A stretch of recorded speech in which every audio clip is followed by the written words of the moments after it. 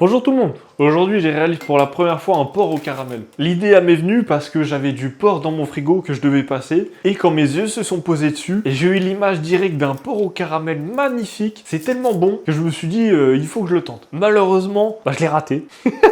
En fait, vu que c'était du porc qui restait dans mon frigo, j'ai pas sélectionné la viande et malheureusement, il fallait de l'échine de porc pour avoir du gras intramusculaire qui, même après une cuisson longue, va rester tendre au milieu. Et là, avec la viande que j'ai eue, c'était un petit peu du chewing-gum. Donc j'ai eu le seum. Sinon, au niveau de la recette, vu que c'est la première fois, franchement, il y a juste à améliorer 2-3 petits points, mais c'est pas le plus waouh. Mais pour pas rester sur une note négative, encore une fois, je vous ai glissé la cuisson du riz pour pas vous foutre une douille complète. Déjà, si vous cuisez les riz comme des pâtes, vous avez tout faux. Mais c'est pas grave, je suis là pour vous sauver.